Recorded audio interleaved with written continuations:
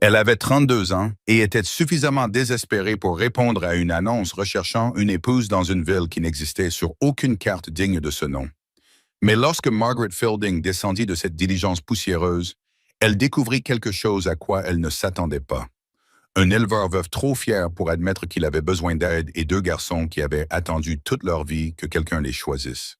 Les mains de Margaret tremblaient, tandis qu'elle agrippait la poignée en cuir usé de son sac en toile, regardant les autres femmes descendre de la diligence avec l'assurance de la jeunesse et de la beauté. Sarah ne pouvait pas avoir plus de 19 ans, ses cheveux dorés reflétant le soleil de fin d'après-midi comme de la soie filée. Emma avait peut-être 22 ans, avec des traits délicats qui faisaient trébucher les hommes sur leurs propres bottes. Et puis il y avait Margaret, 32 ans, avec ses cheveux bruns grisonnants tirés en arrière en un chignon pratique, ses mains cailleuses qui témoignaient d'un travail acharné, et son visage qui avait connu trop de déceptions pour croire encore aux contes de fées. Les hommes de Clearwater Ridge se tenaient en demi-cercle près du magasin général, leurs chapeaux à la main et l'espoir inscrit sur leurs visages burinés. Margaret reconnut immédiatement le genre. Des éleveurs et des fermiers qui travaillaient seuls la terre depuis trop longtemps, qui avaient besoin d'une femme plus pour survivre que pour l'amour. Elle s'y attendait. Ce à quoi elle ne s'attendait pas, c'était de la façon dont leurs yeux la glissaient, comme si elle était invisible, se posant plutôt sur le sourire éclatant de Sarah et les courbes douces d'Emma. Mademoiselle Sarah Patterson appela un homme grand, aux yeux gentils et aux cheveux prématurément gris. Sarah s'avança avec une révérence gracieuse, et Margaret vit le soulagement envahir le visage de l'homme, comme s'il avait gagné à la loterie. Mademoiselle Emma Collins fut le nom suivant, et Emma se dirigea vers un jeune éleveur dont le sourire aurait pu alimenter le seul lampadaire de la ville. Margaret resta seule à côté de la diligence, l'estomac noué par une douleur familière de rejet. Les hommes restants trépignaient et se regardaient, espérant clairement que quelqu'un d'autre ferait le premier pas. Elle avait déjà vécu cela, non pas avec des arrangements matrimoniaux entre seigneur et épouse, mais dans la vie. Toujours le choix sensé, jamais celui qu'elle désirait. Toujours Margaret la fiable, Margaret la pragmatique, Margaret la trop âgée, qui était assez bien pour aider à élever les enfants de sa sœur, mais pas assez bien pour avoir sa propre famille. Le silence s'éternisa jusqu'à devenir pénible, et Margaret sentit ses joues brûler d'humiliation. Elle se tournait vers le conducteur de la diligence pour lui demander le prix du billet de retour, lorsqu'une petite voix trancha le silence gênant comme un couteau dans du beurre. « Papa, celle-là, c'est notre nouvelle maman. » Toutes les têtes se tournèrent vers la source de la voix.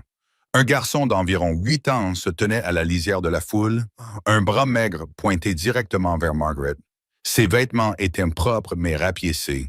Ses cheveux noirs se dressaient en mèches rebelles, et ses yeux bruns reflétaient une gravité qui ne cadrait pas avec son jeune âge. À côté de lui se tenait un garçon plus petit, peut-être 5 ans, serrant un cheval en bois et fixant Margaret avec une intensité qui lui fit bondir le cœur.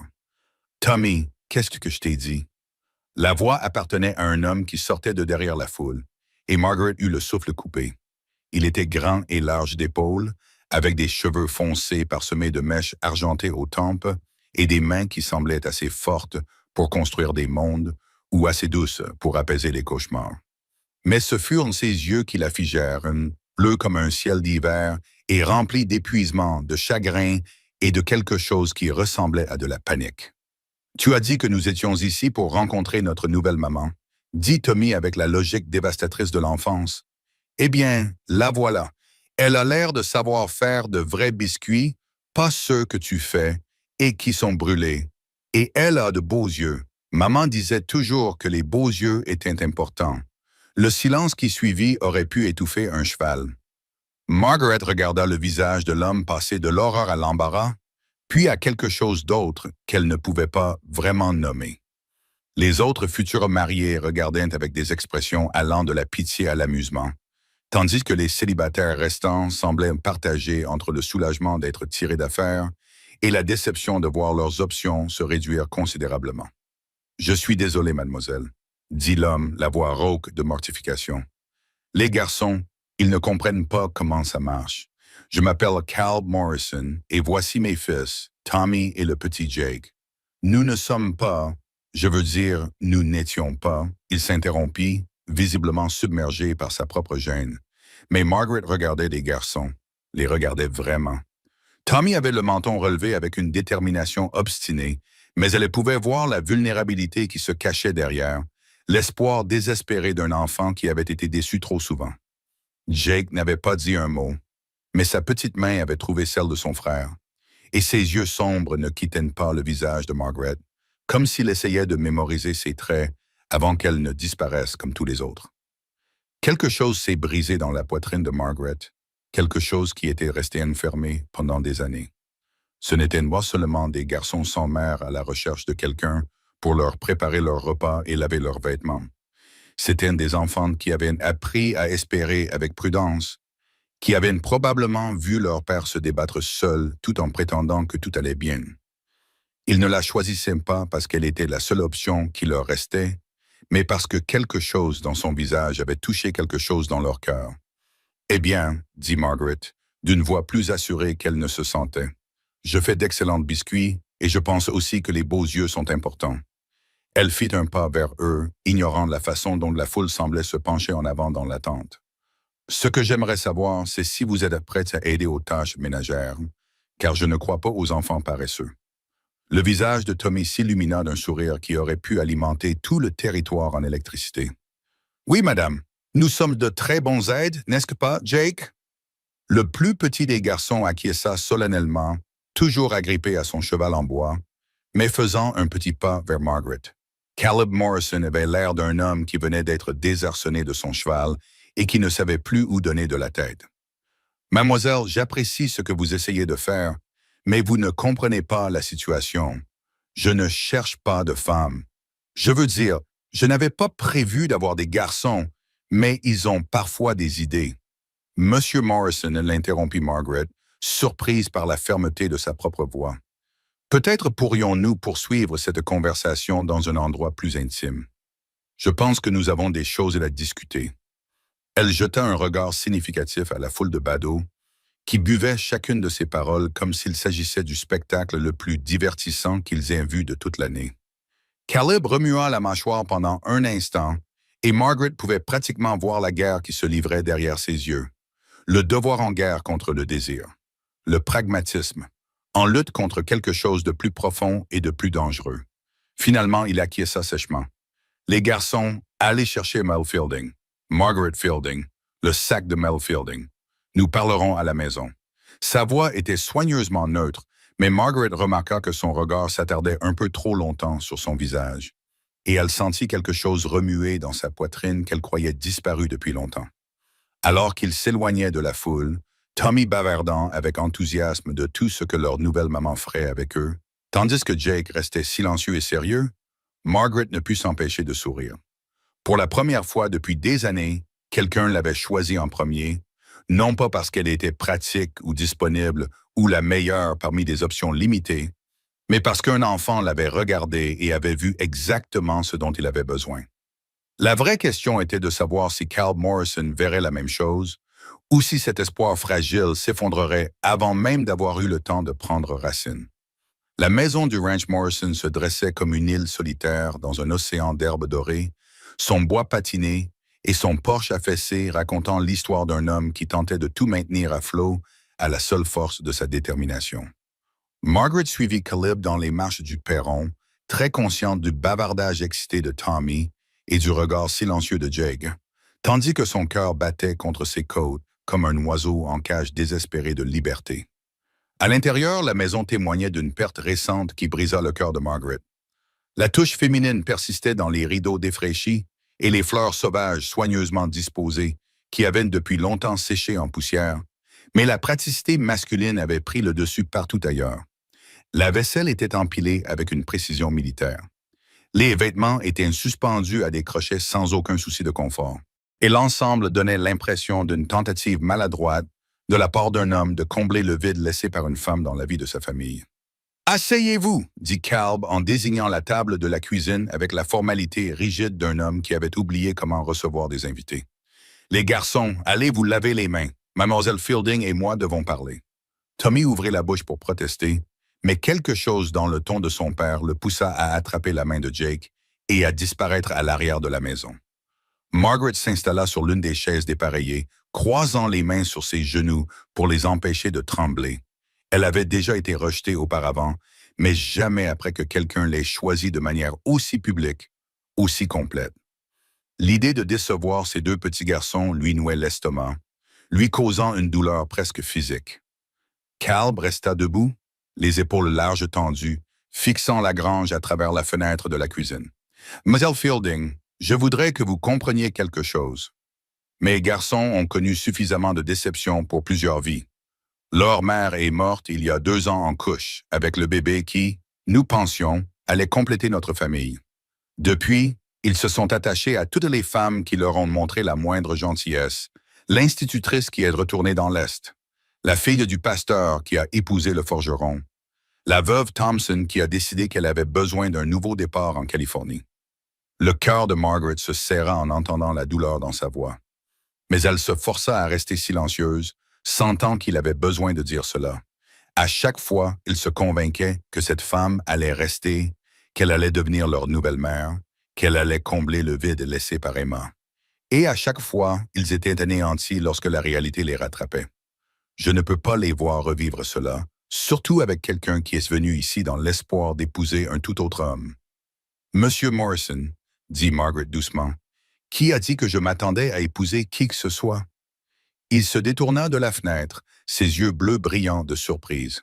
« Vous avez répondu à une annonce pour les mariés Maylorder. À quoi d'autre pouviez-vous vous attendre? » Margaret sentit un rire monter du plus profond de sa poitrine, même s'il contenait plus de tristesse que d'humour. « Je m'attendais exactement à ce qui s'est passé là-bas, à être écarté au profit de femmes plus jeunes et plus jolies, tandis que je restais là, comme du pain rassis, à attendre quelqu'un d'assez désespéré pour se contenter de ce que personne d'autre ne voulait. Je me suis contenté de peu toute ma vie, Monsieur Morrison. J'en ai assez, l'honnêteté de sa propre voix l'a surpris. Elle ne l'avait jamais admis à personne, à peine à elle-même. Mais quelque chose dans le chagrin brut de cet homme et l'espoir farouche de son fils avait balayé ses faux-semblants habituels. L'expression de Caleb changea, la confusion remplaçant la certitude. « Alors pourquoi êtes-vous venu jusqu'ici? » « Parce que j'ai 32 ans et que j'ai passé les 15 dernières années à élever les enfants de ma sœur pendant qu'elle vivait sa vie, à m'occuper de mes parents jusqu'à leur mort et à travailler comme couturière pour des femmes qui me traitaient de vieille fille tout en me payant à peine assez pour survivre. Parce que je suis fatigué d'être utile plutôt que désiré. Fatigué d'être reconnaissante pour des miettes alors que ce que je veux vraiment, c'est avoir la chance d'aimer quelqu'un qui pourrait m'aimer en retour. » Les mots restèrent suspendus dans l'air entre eux comme un défi. Margaret sentit ses joues brûler de honte devant son audace, mais elle ne pouvait plus les retirer maintenant. Elle ne les retirerait pas. Quand Tommy m'a désigné en disant que j'étais leur nouvelle mère, c'était la première fois de ma vie que quelqu'un me choisissait en premier. Non pas parce que j'étais pratique, disponible ou le meilleur choix parmi plusieurs mauvaises options, mais parce qu'il m'avait regardé et avait vu en moi quelque chose dont il avait besoin. Avez-vous la moindre idée de ce que cela fait? Caleb déglutit bruyamment, et pendant un instant, Margaret crut voir une lueur de vulnérabilité passer sur son visage. Mademoiselle Fielding, Margaret, et avant que vous ne me disiez pourquoi c'est impossible, laissez-moi vous dire ce que je vois quand je regarde vos garçons. Je vois Tommy qui s'efforce tellement d'être courageux qu'il en a oublié comment être un enfant de 8 ans. Je vois Jake qui a tellement peur de perdre quelqu'un d'autre qu'il parle à peine plus fort qu'un murmure. Je vois 2 enfants qui ont besoin de plus que quelqu'un pour leur préparer leur repas et laver leurs vêtements. Ils ont besoin de quelqu'un qui ne les abandonnera pas. Vous ne savez rien de nous, dit Caleb, mais sa voix manquait de conviction. Je sais que la chemise de Tommy a un patch sur le coude qui a été cousu par quelqu'un qui se souciait plus de la fonctionnalité que de l'esthétique, ce qui signifie que vous l'avez fait vous-même. Je sais que Jake emporte ce cheval en bois partout avec lui, ce qui me dit qu'il appartenait probablement à sa mère et qu'il a peur que s'il le pose, il perdra aussi son souvenir. Je sais que cette maison donne l'impression d'une famille qui retient son souffle, attendant la permission de revivre. Le bruit de pas précipité annonça le retour du garçon avant que Caleb n'ait pu répondre. Tommy fit éruption dans la cuisine, suivi de près par Jake. Tous deux regardaient avec espoir leur père et Margaret, comme s'ils pouvaient provoquer une fin heureuse par leur seule détermination. Tu lui as parlé des poussins, demanda Tommy avec enthousiasme, et que Jake est très doué avec les chevaux, même s'il est petit, et que nous aidons à tout, et que nous ne pleurons pas quand nous nous blessons. Le cœur de Margaret se serra devant l'espoir désespéré dans la voix du garçon. La façon dont il énumérait leurs qualités, comme un homme postulant à un emploi qu'il ne pouvait se permettre de perdre. Jake ne dit rien, mais ses yeux sombres ne quittaient pas le visage de Margaret, et elle voyait qu'il retenait son souffle. « Les garçons, » dit Calb doucement. « Mademoiselle Fielding doit penser à sa propre vie. Elle ne peut pas simplement. » En fait, l'interrompit Margaret, se surprenant à nouveau. Je me demandais si vous auriez besoin d'aide ici pendant un certain temps, juste temporairement, jusqu'à ce que vous trouviez une autre solution. Je n'ai nulle part où aller et il semble que vous auriez besoin d'un coup de main supplémentaire.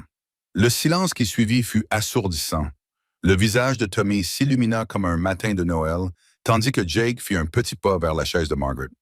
Calb ressemblait à un homme regardant un cheval emballé se diriger droit vers une falaise, sachant qu'il devrait l'arrêter, mais paralysé par la certitude que tout mouvement brusque ne ferait qu'empirer les choses. « Je ne peux pas vous payer beaucoup, » dit-il finalement, la voix rauque. « Je n'ai pas besoin de beaucoup, juste d'un toit, de nourriture et de la possibilité d'être utile à des gens qui pourraient réellement l'apprécier. Il ne serait pas convenable qu'une femme célibataire vive ici avec M. Morrison. J'ai 32 ans et j'ai dépassé l'âge où l'on se soucie de ma réputation. De plus, je ne serai pas la première femme de ménage à vivre sous le même toit que son employeur. » Margaret voyait qu'il hésitait, tiraillé entre la nécessité pratique et une fierté obstinée. Elle profita de son avantage et se pencha légèrement en avant.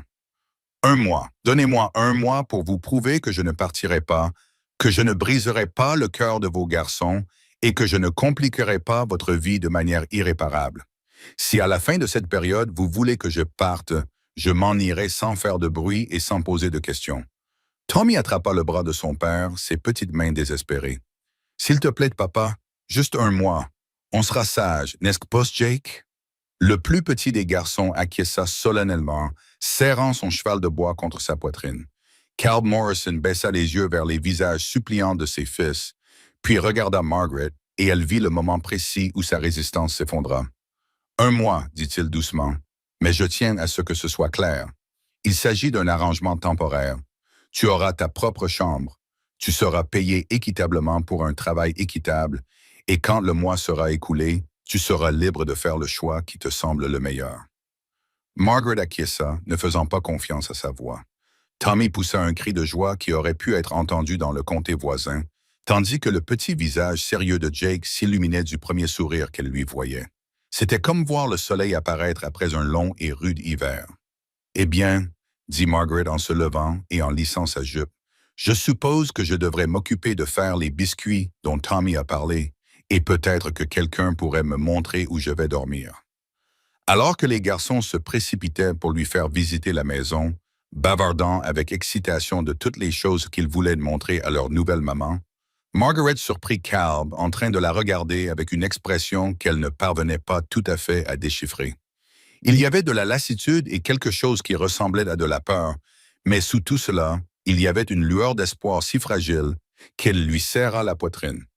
1 mois, 30 jours pour prouver que certaines choses valaient la peine de croire à nouveau. 3 semaines après son arrivée au ranch Morrison, Margaret se réveilla avant l'aube au son des cris de Jake. Elle enfila son peignoir et courut dans le couloir, ses pieds nus claquant sur le sol en bois froid, le cœur battant à tout rompre, terrifiée à l'idée d'entendre un enfant en détresse. Elle arriva dans sa chambre au moment où Calb faisait irruption par la porte opposée, les cheveux en bataille et les yeux écarquillés de panique. Jake était assis dans son petit lit, serrant son cheval de bois si fort contre sa poitrine que ses jointures étaient devenues blanches. Des larmes coulaient sur son visage tandis qu'il sanglotait, le cœur brisé, comme un enfant de 5 ans qui venait de voir son pire cauchemar se réaliser dans ses rêves. Tommy était déjà là, assis sur le bord du lit, et frottait le dos de son petit frère avec le réconfort habituel de quelqu'un qui avait déjà fait cela trop souvent auparavant. « Elle est partie, papa, » murmura Tommy, la voix étranglée par les larmes. Dans son rêve, elle était partie comme toutes les autres, comme maman. Margaret sentit quelque chose se briser dans sa poitrine en voyant le visage de Cal passer de l'impuissance au chagrin, puis à une rage entièrement dirigée contre lui-même. C'était ce qu'il avait redouté, ce dont il avait essayé de protéger ses garçons en gardant ses distances avec elle, en la traitant comme une employée plutôt que comme un membre de la famille.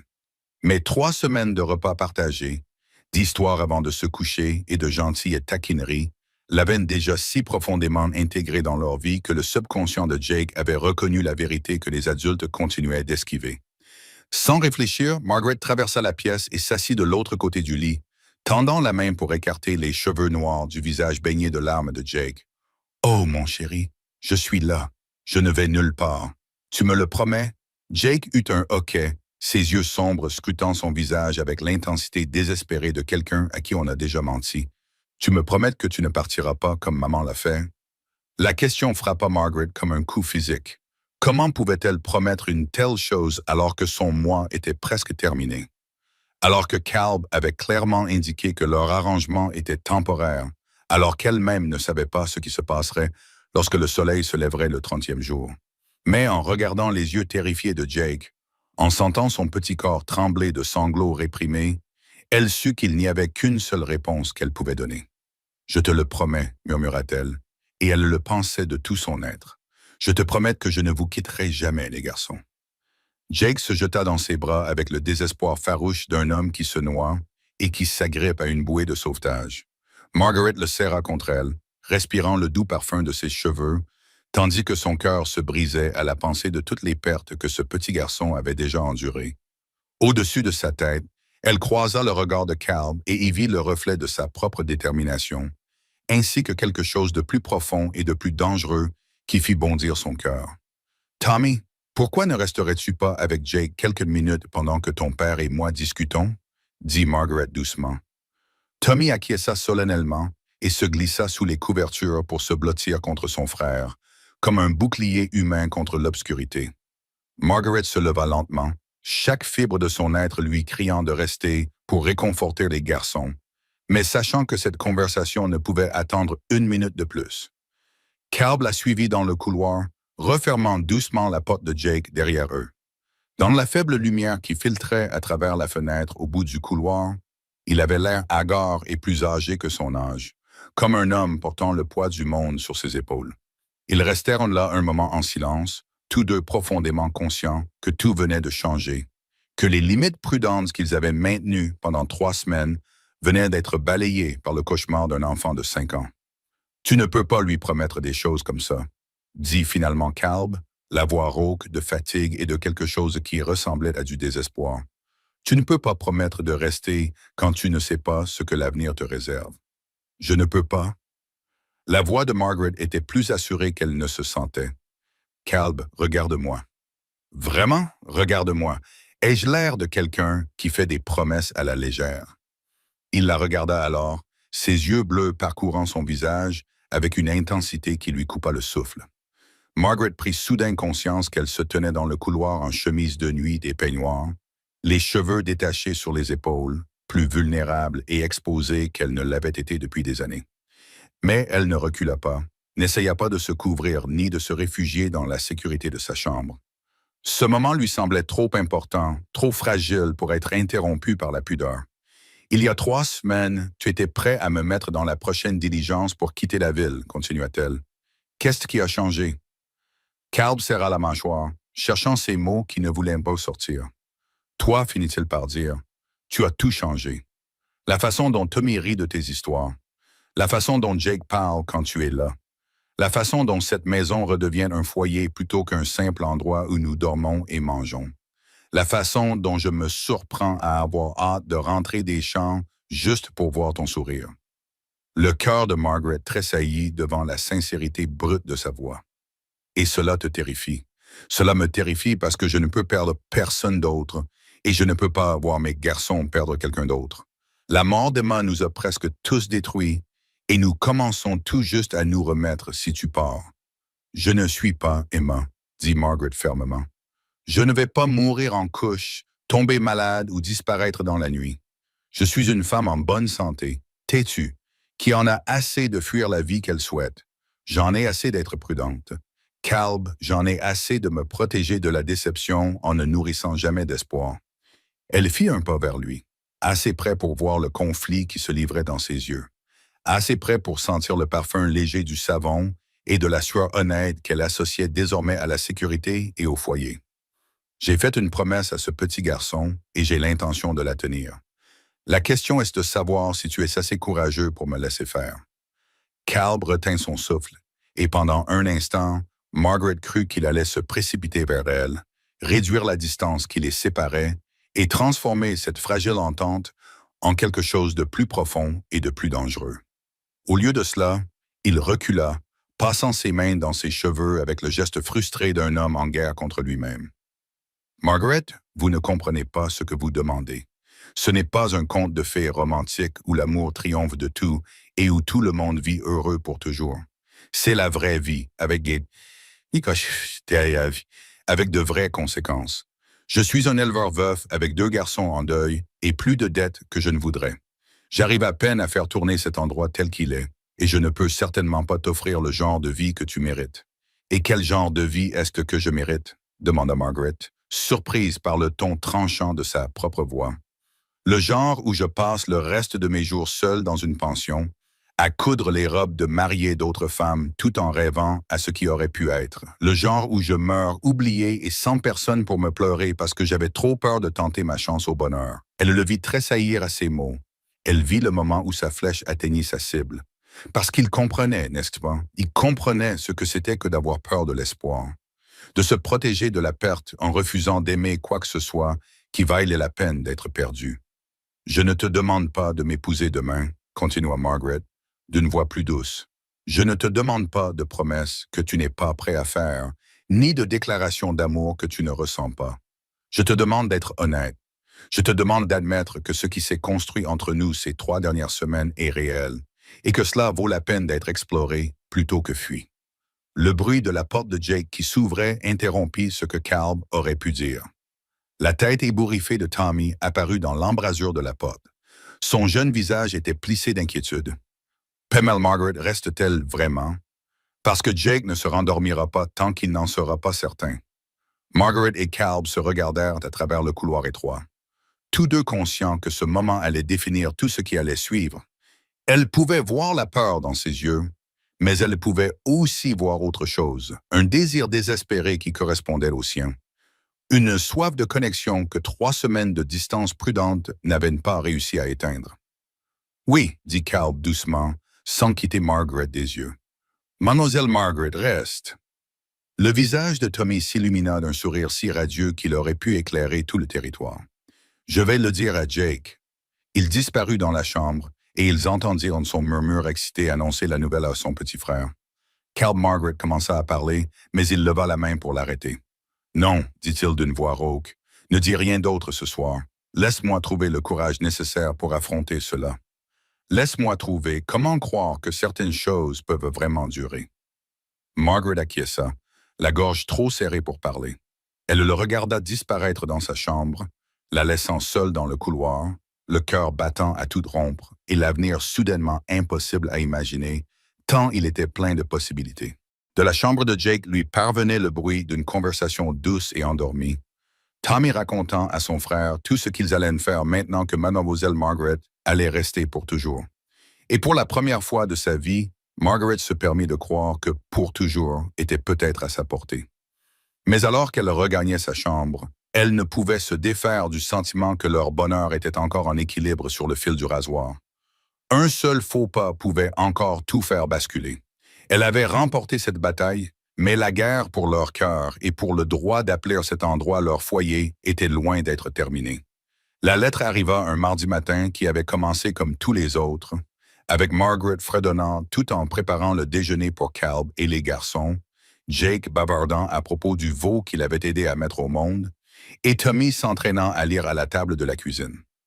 4 semaines s'étaient écoulées depuis cette nuit dans le couloir. 4 semaines de cours prudentes dissimulées sous le quotidien, de regards volés et de mains qui s'effleuraient accidentellement. Calbe trouvait des excuses pour s'attarder dans la cuisine pendant que Margaret cuisinait, et Margaret trouvait des raisons de se rendre dans les champs où il travaillait torse nu sous le soleil de l'après-midi. Ils n'avaient pas reparlé de l'avenir, tous deux semblant satisfaits de vivre dans cette bulle de bonheur domestique où demain était toujours un autre jour. Margaret avait complètement emménagé dans la maison, ses quelques possessions éparpillées dans les pièces comme des graines qui prennent racine. Son livre était posé à côté de celui de Caleb's sur l'étagère. Son panier à couture occupait un coin du salon et son savon à la lavande parfumait l'air avec des promesses de permanence. Les garçons s'étaient épanouis sous son attention comme des fleurs après la pluie.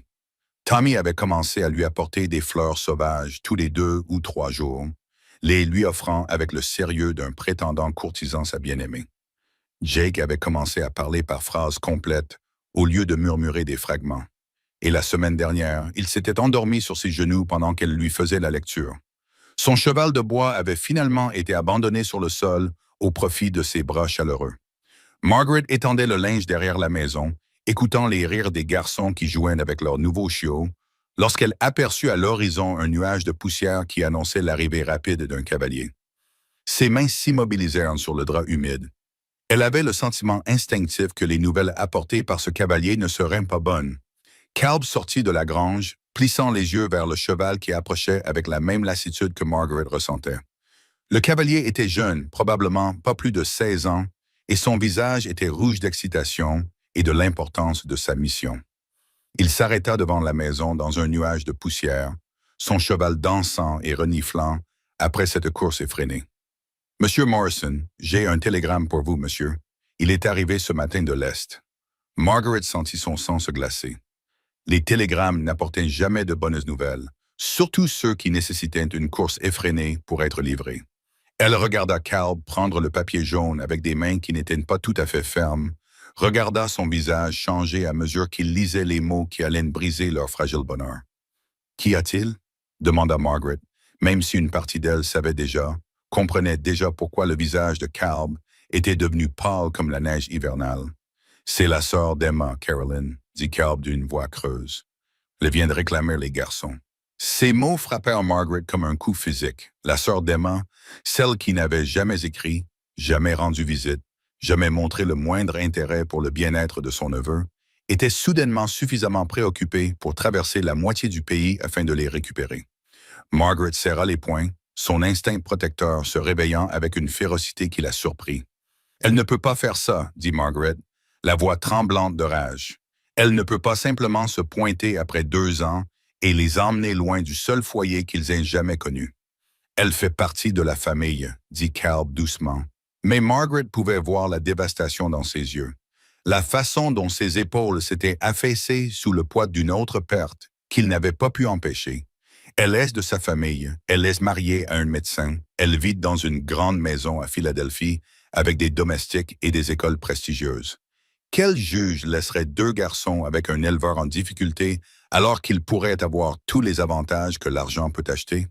Tommy avait arrêté de jouer et les observait avec l'instinct aigu d'un enfant qui avait appris à lire les signes de danger sur les visages des adultes. Jake continuait à lancer des bâtons aux chiots, ignorant totalement que son monde était sur le point d'être à nouveau bouleversé. « Quand » Margaret demanda, la gorge serrée. « La semaine prochaine, elle prendra le train jusqu'à Denver, puis louera une calèche pour le reste du voyage. » Caleb froissa le télégramme dans son poing, les jointures blanchies par une rage à peine contenue. Elle dit qu'il est temps que les garçons bénéficient d'avantages convenables, qu'ils ne devraient pas grandir à l'état sauvage dans un ranch sans influence féminine. Aucune influence féminine. La voix de Margaret monta dangereusement. « Que croit-elle que j'ai fait ici pendant le dernier mois? Jouer à m'habiller. Tu n'es pas leur tutrice légale, Margaret. Bon sang, tu n'es même pas ma femme. Aux yeux de la loi, tu n'es qu'une employée. » Ces mots firent plus mal qu'ils n'auraient dû, rouvrant des blessures que Margaret croyait cicatriser. Elle vit le visage de Tommy se décomposer sous l'effet de la confusion et de la peur. Elle vit le moment précis où il comprit que les adultes parlaient de quelque chose de terrible. La voix de Pete Tommy était faible et effrayée. « Que se passe-t-il? Qui vient? » Caleb s'agenouilla devant ses fils, ses grandes mains douces les attirant vers lui. Margaret pouvait le voir chercher ses mots pour expliquer l'inexplicable, pour donner un sens à la raison pour laquelle le monde continuait d'essayer de déchirer leur famille. Les garçons, votre tante Caroline vient vous rendre visite. Elle le souhaite. Elle pense que cela pourrait être bon pour vous de venir vivre avec elle pendant quelque temps à Philadelphie, où il y a de grandes écoles. » Sa voix se brisa, et Margaret sentit son cœur se briser à la douleur brute dans sa voix. « Non !» cria Tommy, s'éloignant de son père avec un rejet violent. « Je ne veux pas aller vivre avec une tante dont je ne me souviens même pas. Je veux rester ici avec toi et mademoiselle Margaret. C'est notre maison. » Jake avait enfin compris que quelque chose n'allait pas. Son petit visage était devenu blanc de terreur, et il serrait à nouveau son cheval de bois contre sa poitrine. « Mademoiselle Margaret a promis, murmura-t-il. Elle a promis qu'elle ne nous quitterait pas. » Margaret s'agenouilla à côté de Calb et serra les deux garçons dans ses bras avec une féroce protection. « Je ne vous quitterai pas, dit-elle fermement. « Je ne vous quitterai jamais. Vous m'entendez? »« Mais si on nous oblige à te quitter ?» demanda Tommy, la voix brisée par le poids d'une perte trop lourde pour quelqu'un d'aussi jeune. Margaret regarda Calb par-dessus la tête des garçons et vit son propre désespoir se refléter dans ses yeux. Ils pensaient tous les deux la même chose, arrivant tous les deux à la même conclusion impossible mais nécessaire. Il n'y avait qu'un seul moyen de contester la revendication de Caroline, une seule protection juridique qui leur donnerait l'espoir de garder les garçons. « Calb, » dit Margaret doucement, la voix calme malgré son cœur qui battait à tout rompre. « Il y a un moyen. Tu le sais. » Il croisa son regard à travers le groupe d'enfants effrayés. Et elle vit le moment où il comprit.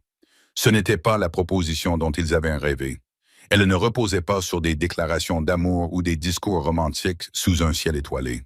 Elle reposait sur le désespoir, la détermination et le besoin farouche de protéger deux petits garçons qui avaient déjà trop perdu.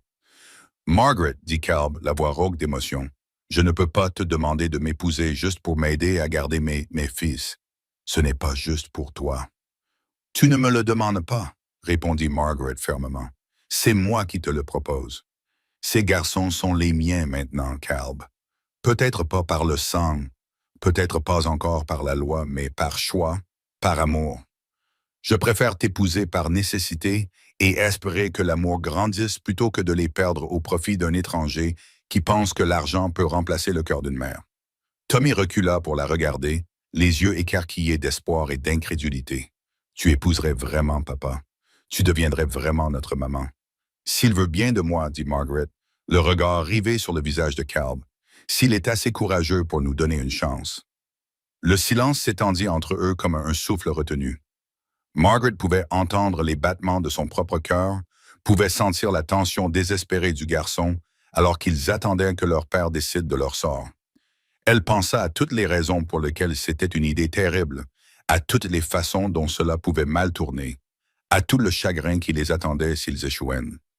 Mais ensuite, elle pensa au cauchemar de Jake, à la féroce protectivité de Tommy, à la façon dont les yeux de Calb s'adoucissaient lorsqu'il la regardait tresser les cheveux de Leia. Et elle sut que certaines choses valaient la peine de prendre n'importe quel risque. « Oui, » dit finalement Calb d'une voix à peine plus forte qu'un murmure.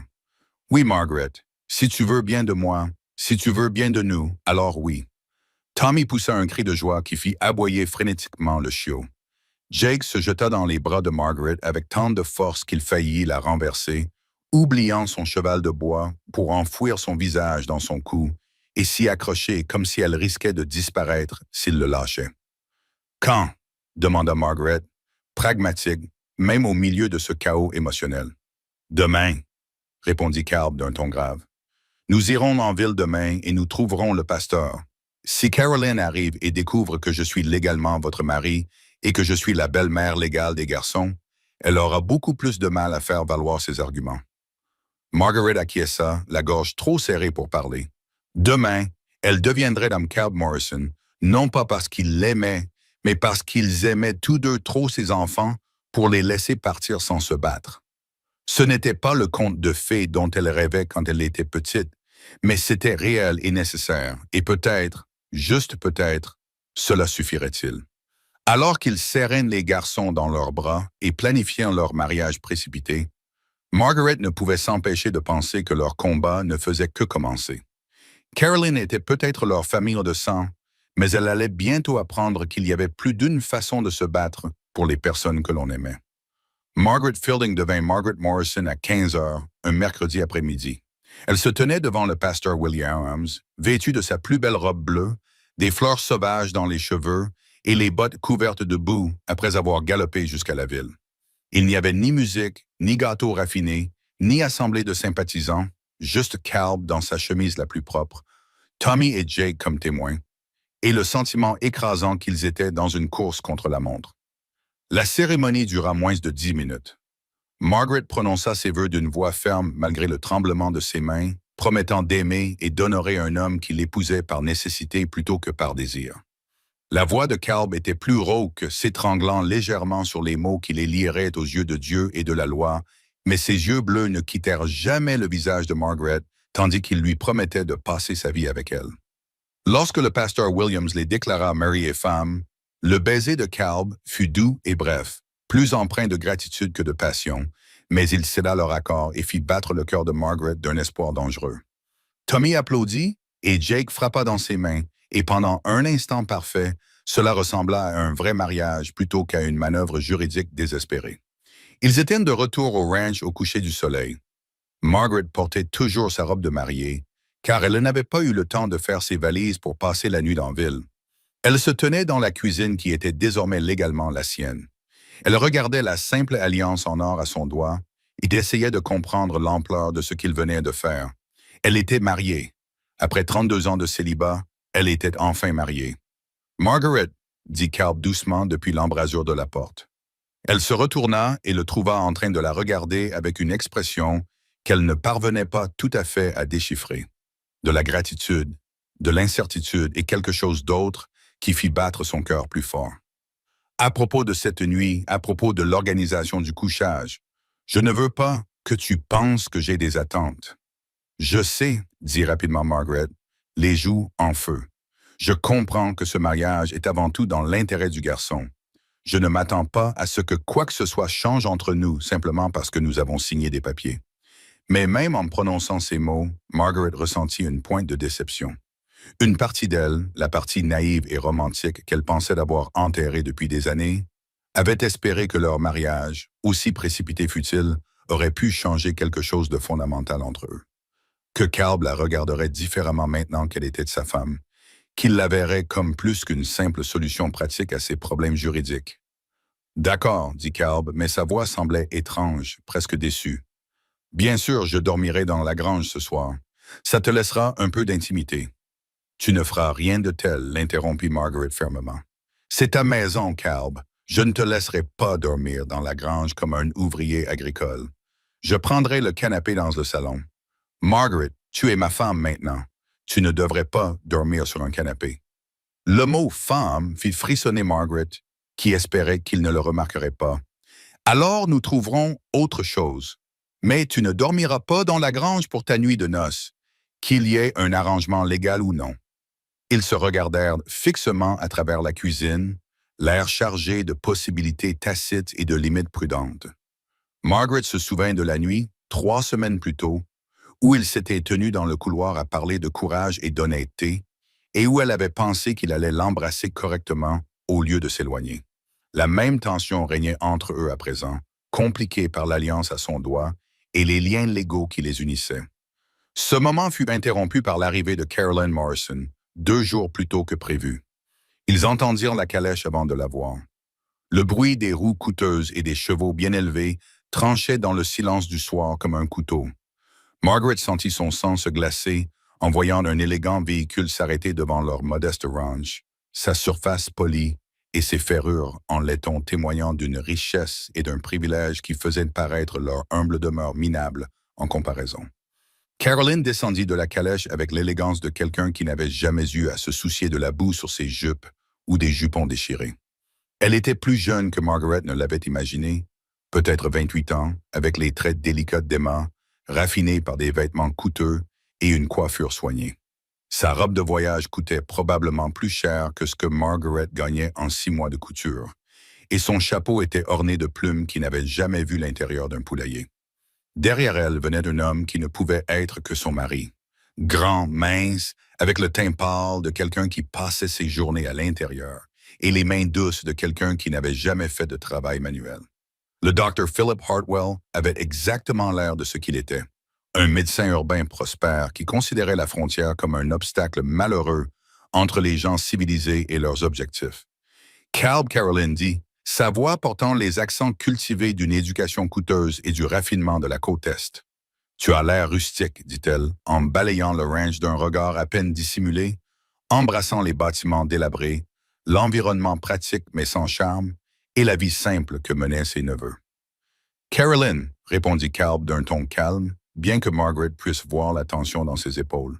Tu es en avance. Je ne t'attendais pas avant la semaine prochaine. Nous avons décidé de prendre un train plus tôt. Philip a besoin de patience pour revenir et je voulais récupérer les garçons et les installer dans leur nouvelle maison le plus rapidement possible.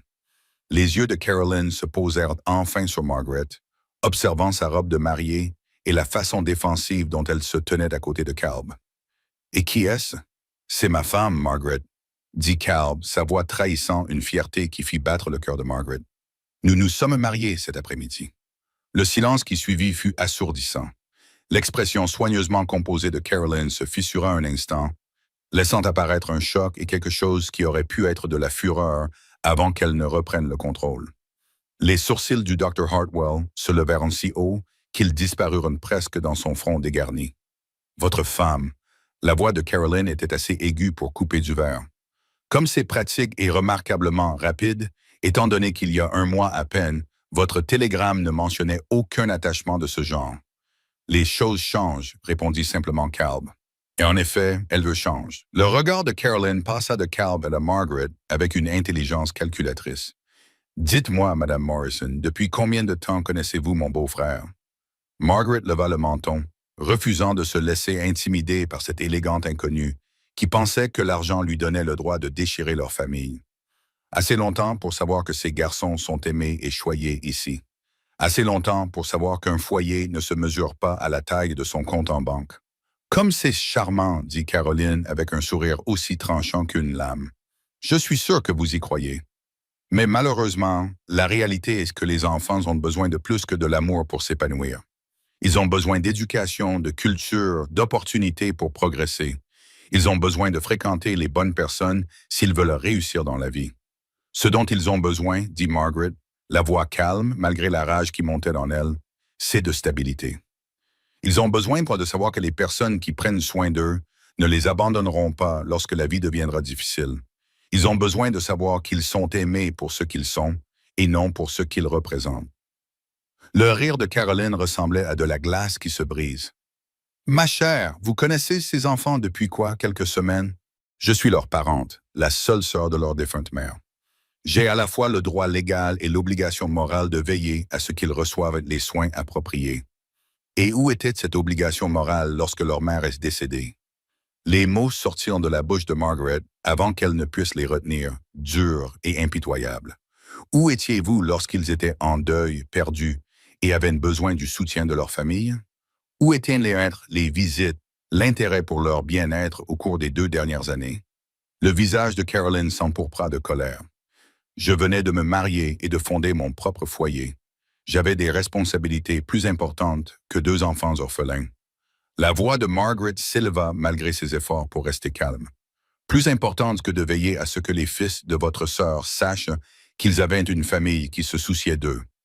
Mesdames, intervint doucement le Dr. Hartwell, nous devrions peut-être discuter de cette question de manière plus rationnelle.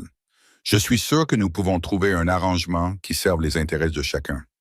Le seul arrangement qui m'intéresse, dit Calb fermement, est celui qui permet à mes fils de rester avec leur famille. Ici, là où est leur place. Le sourire de Caroline devint prédateur. Vos fils, Calb, comme c'est intéressant, car selon la loi, les enfants illégitimes n'ont aucun statut juridique. Et je crois qu'Emma est morte en couche en donnant naissance à votre 3e enfant, n'est-ce pas?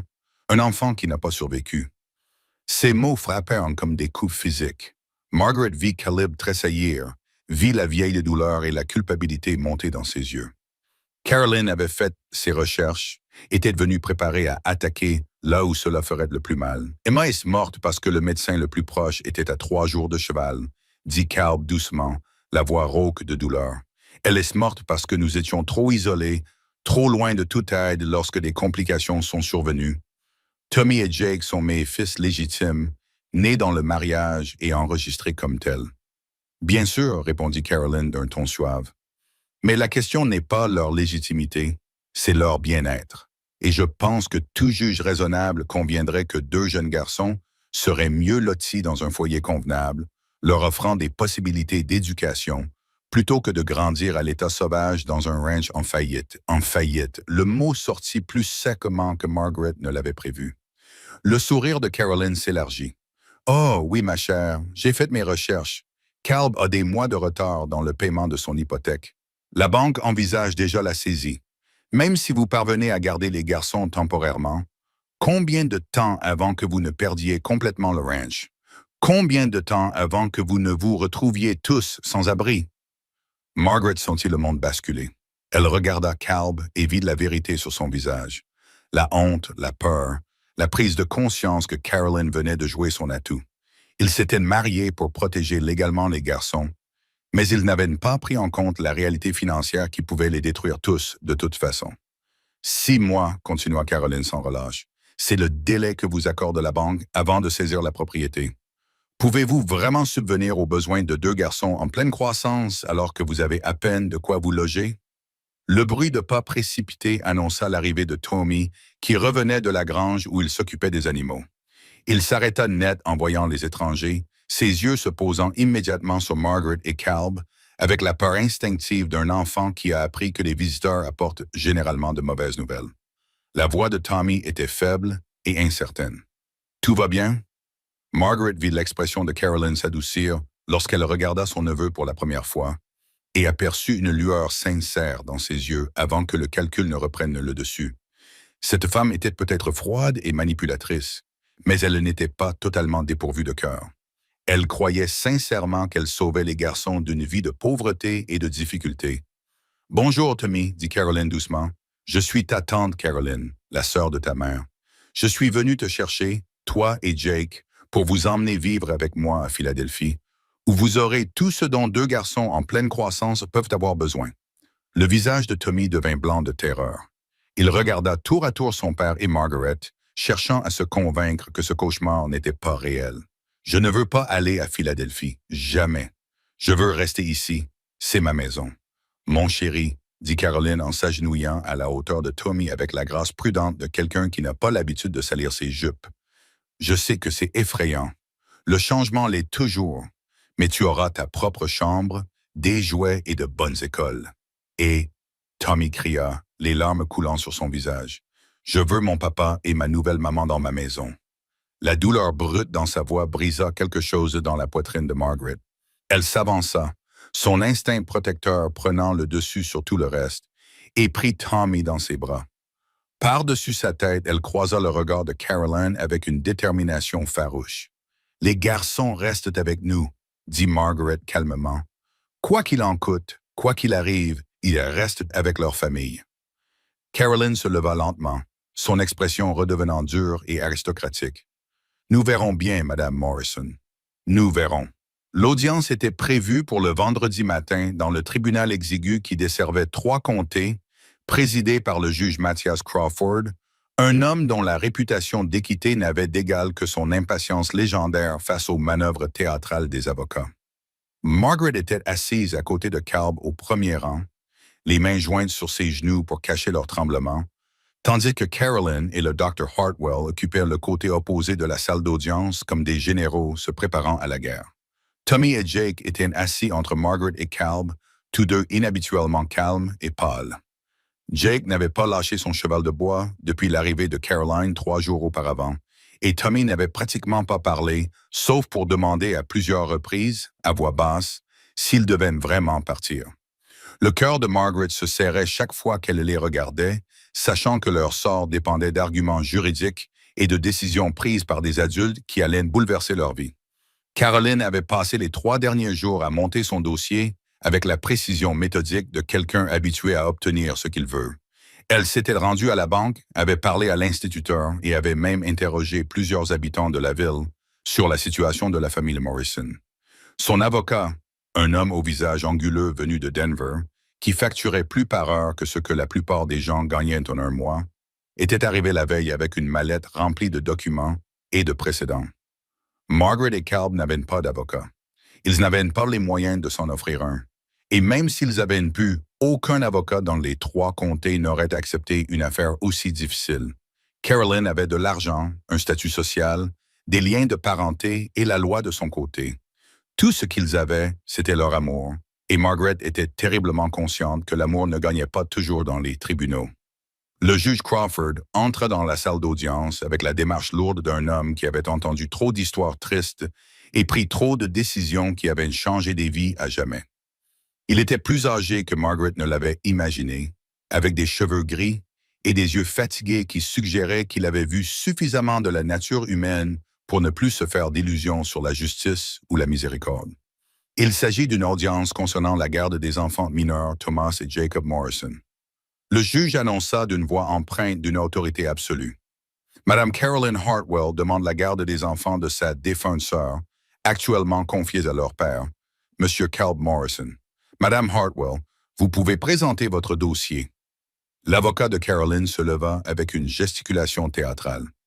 D'une voix douce et persuasive, il brossa le portrait de 2 jeunes garçons pris au piège de la pauvreté et de l'isolement, privés des avantages que la richesse et la position sociale de leur tante pouvaient leur offrir.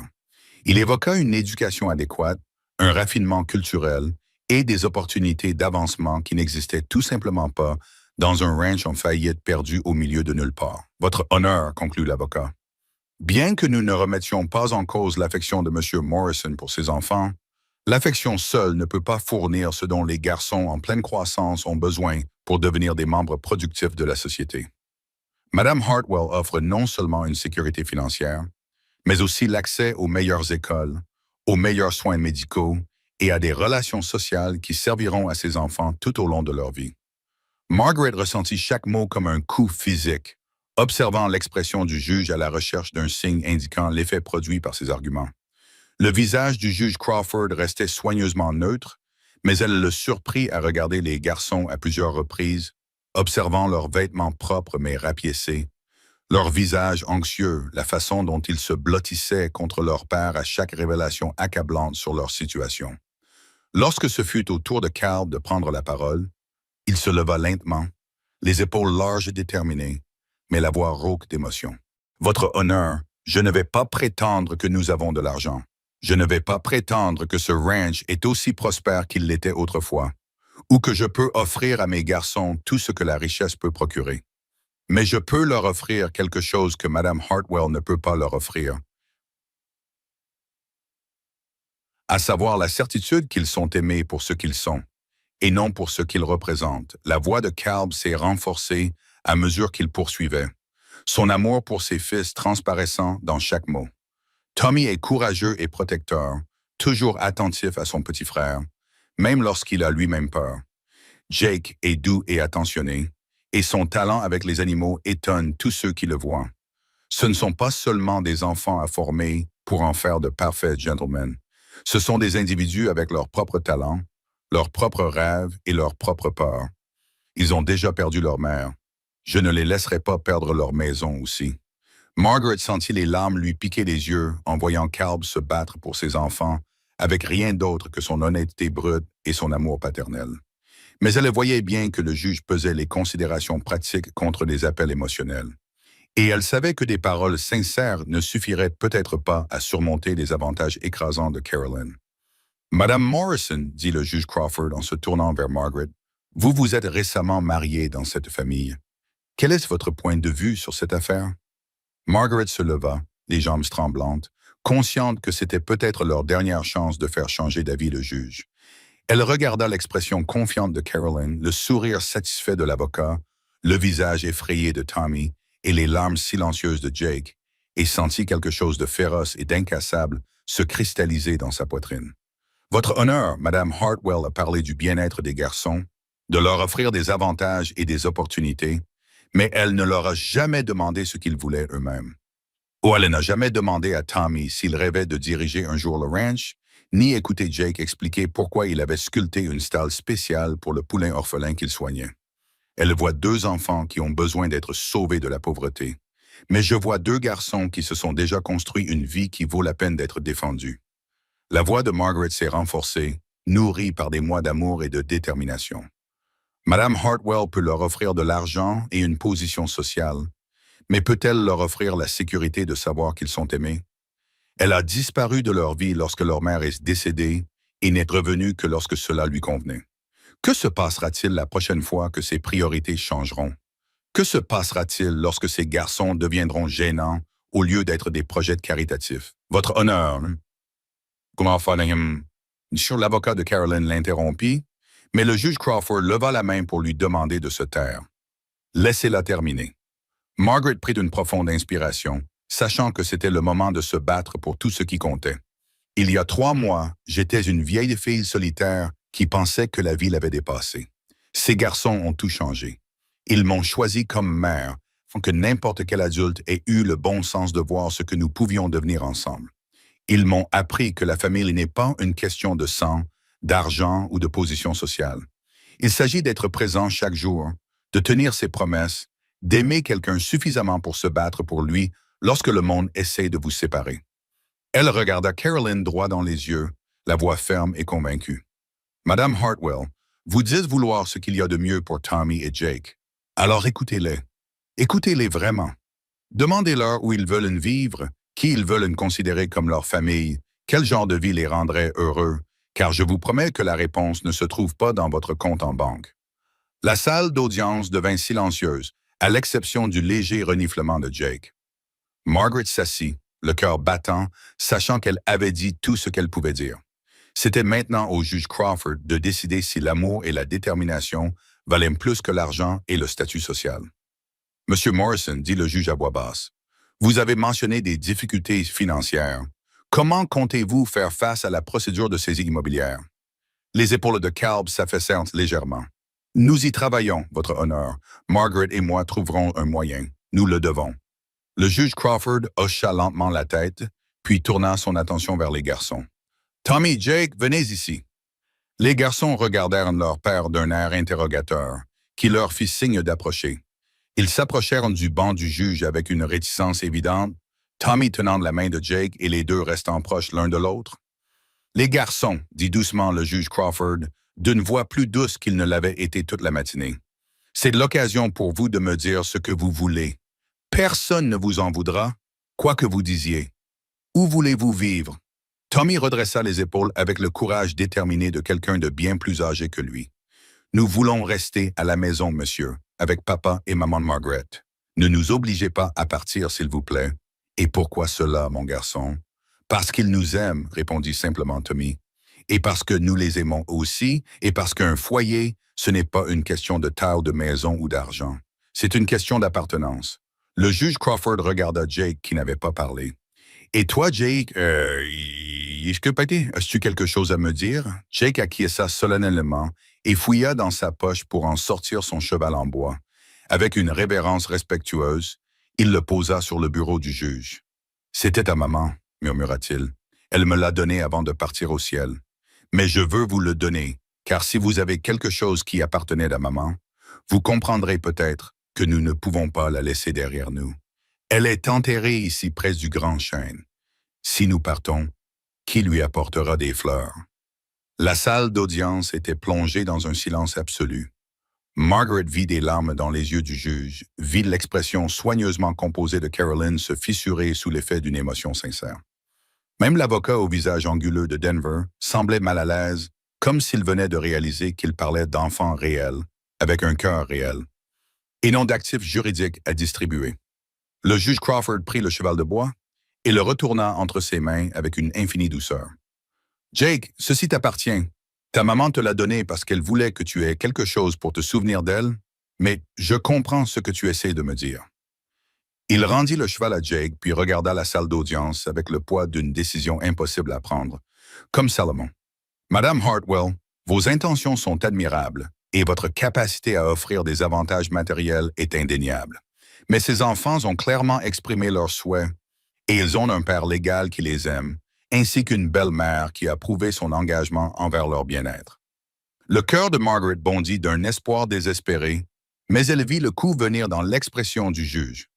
Cependant, la situation financière ne peut être ignorée. « Monsieur Morrison, je vous accorde 6 mois pour régler le problème de la saisie immobilière. Si, À l'issue de cette période, vous avez réussi à sauver le ranch et à démontrer votre stabilité financière, vous conserverez la garde. Dans le cas contraire, je n'aurai d'autre choix que d'accorder la garde à Mme Hartwell, car elle peut offrir une sécurité que vous ne pouvez pas offrir. Votre honneur, commença l'avocat de Carolyn, mais le juge Crawford l'interrompit. Ma décision est définitive. L'audience est levée. Alors que la salle d'audience s'animait de conversations confuses et d'arguments juridiques, Margaret serra les deux garçons dans ses bras, les tenant près d'elle tandis que Calb enlaçait les trois d'un bras puissant. Ils avaient obtenu un sursis, mais la guerre était loin d'être terminée. 6 mois pour sauver le ranch et prouver qu'ils pouvaient offrir la sécurité dont les garçons avaient besoin pour se battre, afin de pouvoir se considérer comme une famille. Nous trouverons un moyen, murmura Margaret dans les cheveux de Tommy, sentant la petite main de Jake se glisser dans la sienne. Quoi qu'il en coûte, nous trouverons un moyen. Caroline s'approcha d'eux alors qu'ils s'apprêtaient à partir, le visage impassible. Madame Morrison, dit-elle doucement, j'espère que vous comprenez que je croyais sincèrement agir dans l'intérêt des garçons. Margaret la regarda droit dans les yeux. Je vous crois. Mais parfois, ce qui est le mieux n'est pas ce qui est le plus facile ou le plus confortable. Parfois, il s'agit d'avoir la foi que l'amour peut surmonter des obstacles que l'argent ne peut pas résoudre. Caroline acquiesça lentement, une sorte de respect brillant dans ses yeux. 6 mois, Mme Morrison. J'espère pour le bien des garçons que vous y parviendrez. Alors qu'ils sortaient du tribunal sous le soleil éclatant de l'après-midi, Tommy tenant la main de Margaret et Jake perchés sur les épaules de Calb, Margaret sentit le poids du défi qui l'attendait. 6 mois pour sauver tout ce qu'ils avaient construit, tout ce pourquoi ils s'étaient battus, tout ce qui comptait. Mais en regardant son mari et ses fils, car c'est ce qu'ils étaient désormais, légalement et à tous les égards, Margaret ressentit quelque chose qu'elle n'avait jamais éprouvé auparavant. Pas seulement de l'espoir, mais une certitude. Ils formaient une famille pour laquelle il valait la peine de se battre, et elle déplacerait des montagnes si nécessaires pour protéger ce qu'ils avaient trouvé ensemble. L'avenir s'étendait devant eux, incertain, mais plein de possibilités, construit sur les fondations inébranlables d'un amour qui les avait tous choisis au moment où ils en avaient le plus besoin. Et pour la première fois de sa vie, Margaret Morrison savait exactement où était sa place. Os adultos mais cedo, assim, bem silenciosinhos, assim, pra lá. Assim, olha pra trás. E ele entorta o pescocinho, assim.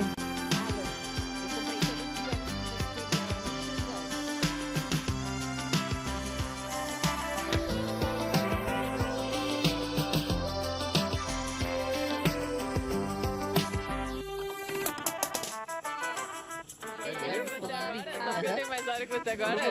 Vou botar lá em você. Vai fazer o quê? Vou botar lá em você, mano. Lava.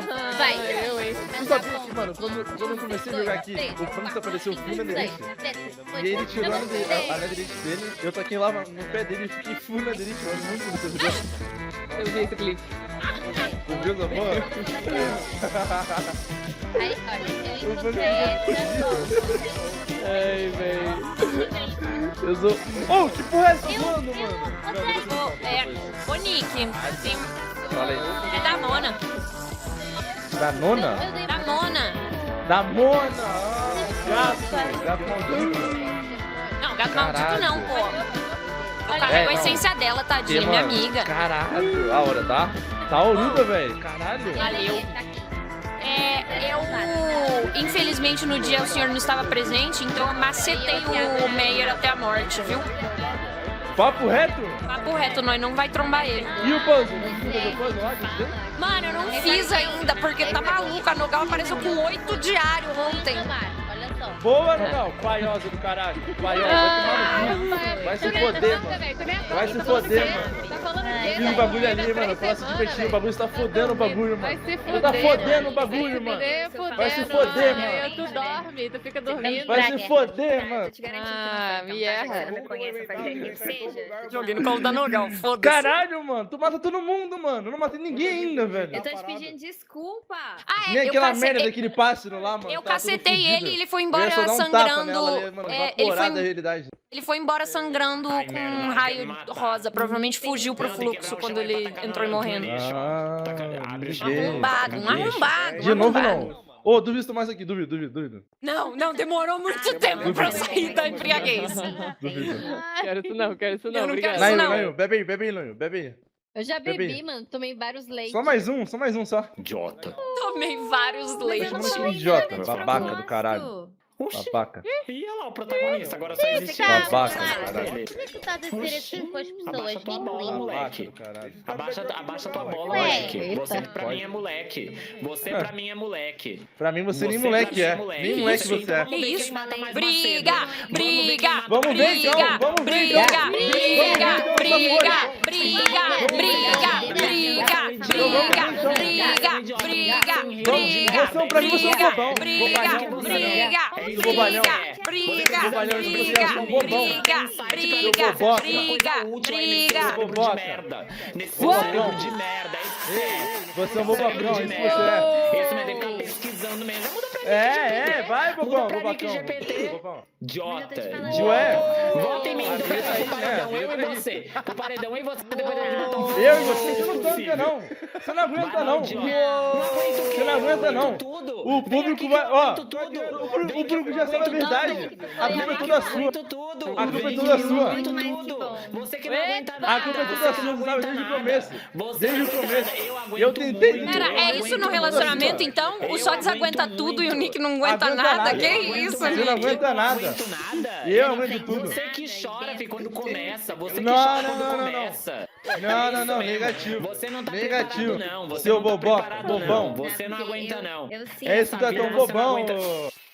O Sodes tão bobão. Bobão, é por quê? Porque se falar palavrão vai levar pro literal, né? Exatamente. Ah, tá eu lá, sinto, eu tô exatamente. sentindo seu argumento, comportamento. Vai lá, discute mais perto, vai. Perdeu. Mais perto. Isso, mais perto, discute mais perto, Tô isso. aqui. E agora, depois que Não, isso? Tem não, não que quero estar discutir tão com os caras, perto. não. Não quero ficar perdendo meu tempo aí com isso aí, não. Não, vocês têm que estar tão perto que estão Mas a quase gente tem beijar. 5 minutos Bora, ainda. mais Não, eu perto. não vou. Irmão, Isso é porque você fede, né? Deve ser Cala a porque você boca. fede. Cala a porra da tua boca. Deve ser porque você fede. Nossa, eu vou até parar de voar. Cala a porra da tua boca. Cala a porra da tua boca. Sabe quando tem aquelas brigas que a pessoa fica testa com testa? Assim, ó. Cala a porra da tua boca. Irmão, quem tu acha que tu é, irmão? Quem tu acha que tu é? Sai de perto. Sai de Caralho. perto. Sai de perto. Caralho. Sai de perto. Sai de perto. Eu estou a gostar desta Olha o que eu sei vida, fazer. podem continuar. Olha o que eu fazer. Eu também. Isso é muito O legal. que você sabe fazer, Que a Nick? gente vai pra uma guerra. É muito legal não estar na discutir briga. morte E fica Né? desse jeito. Pior que acho que era Queres, Ó, queres calma. brigar Ah, eu comigo? Olha, Aqui, ó. adoro estar na Aqui, briga. É ó. verdade. Que nem a Marina, Ó, olha minha mão, Serra, olha minha me mão. solta. Olha Serra, minha mão. Me solta. Serra, Olha me minha solta. mão. Eu vou bater, me solta, Serra. Me solta.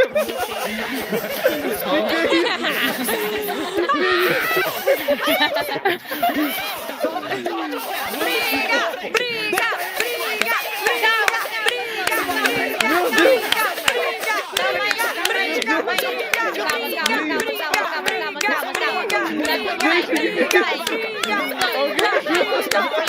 Idiota. Eu te meto um soco, hein? Ah, babaca. Toma uma maçã. Da puta. Pode comer essa maçã aí tá podre. É, come a maçã. Mano, que porra. Cuidado, não deixa eu comer a maçã. Que coisa ali.